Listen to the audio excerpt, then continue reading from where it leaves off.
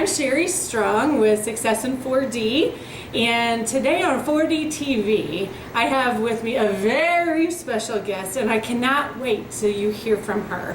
And we might even make this a two-part series. We'll see how the today goes. So just as a reminder, I never prepare anybody that I do interviews with because I want them as authentic as can be. So the first thing is thank you, because to do it unprepared, most people are like, I can't believe she's doing this unprepared, but it's authentic that way. And I cut out all the bloopers. So, so anyway, with that said, today I have with me Janet Woods, and we are in Tazewell, Tennessee, and she is a school teacher.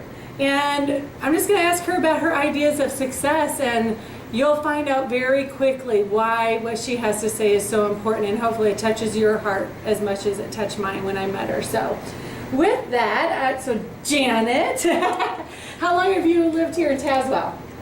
We've lived here 20 years. We started here from Florida 20 years ago. Okay. And have you been teaching the whole time? Yes, we interviewed here and went back home to fulfill our contract in Florida. Mm-hmm. And we got the phone call.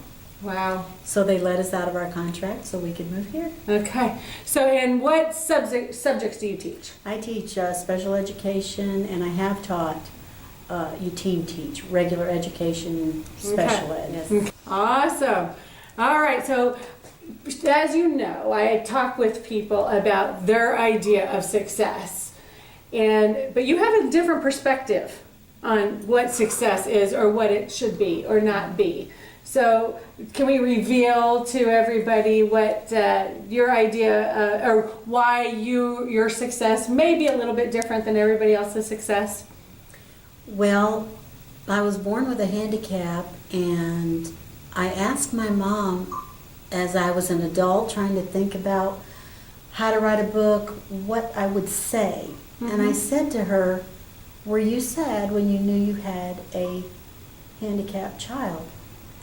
And she said, well, I cried real hard for a minute, and then I rolled up my sleeves.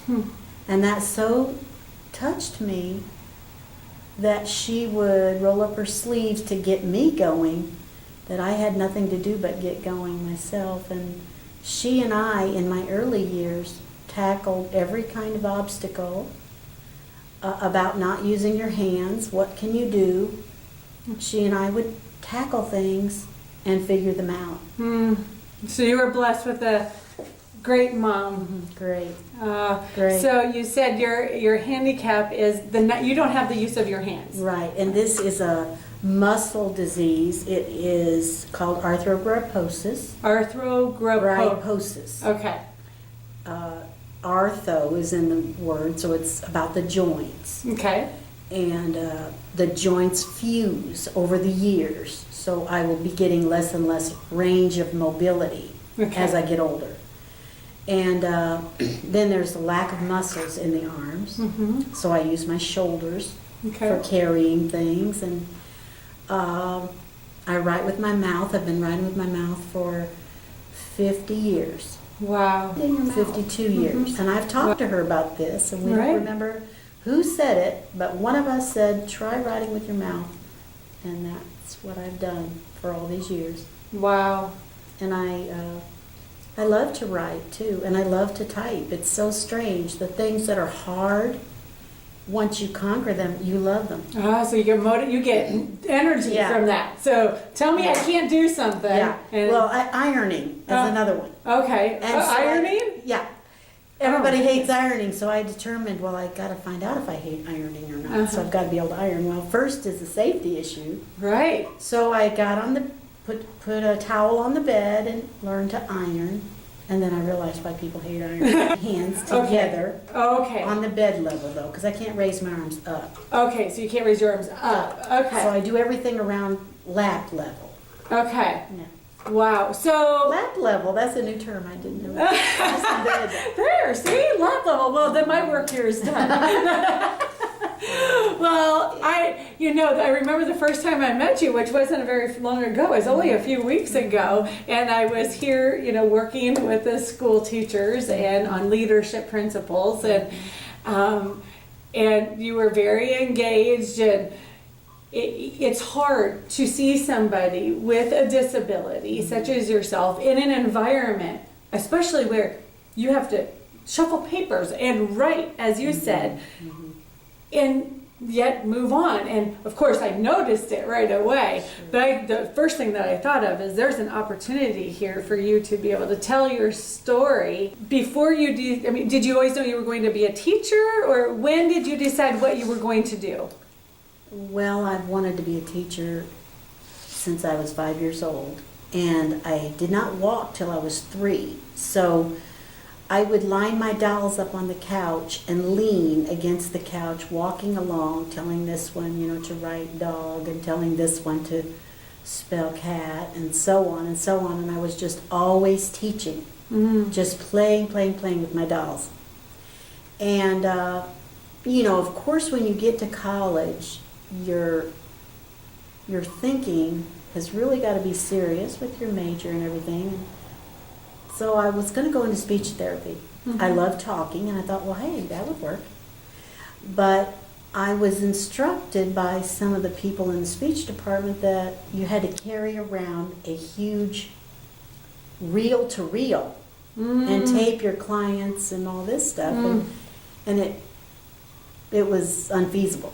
Right. And they said the speech department's usually small, and it's in a trailer, and you usually have to go to different schools. Oh. I mean, they discouraged me like crazy. Right.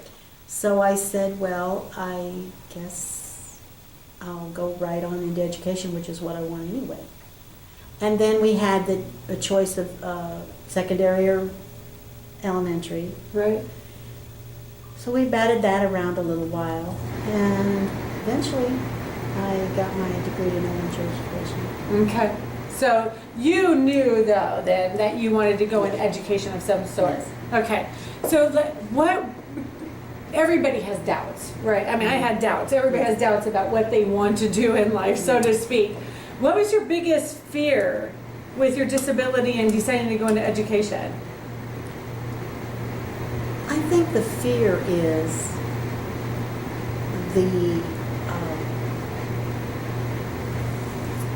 the thought of how other people would not allow me in.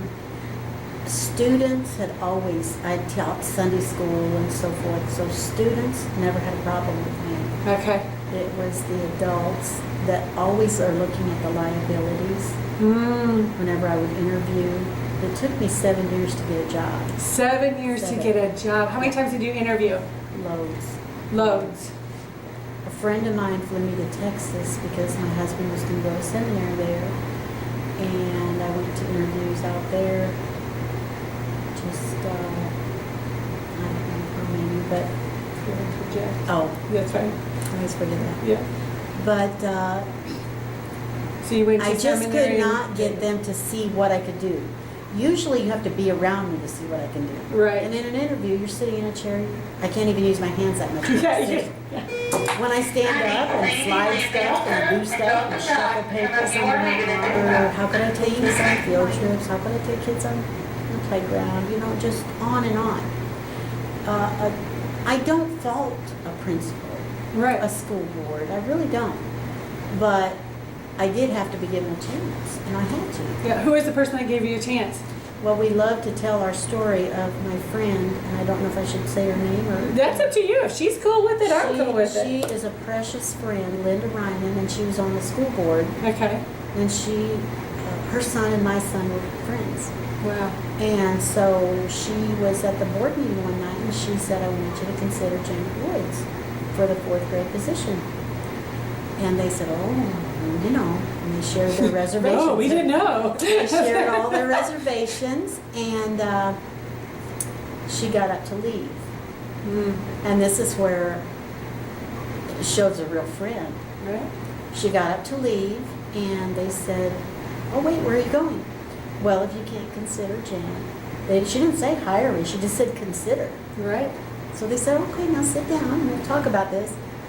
But I had been working at their church on Sundays with the children's church program. So Right. they knew me. Right. They just were thinking long term and the bigger picture. Right. So they did hire me, and I really appreciate that first principal.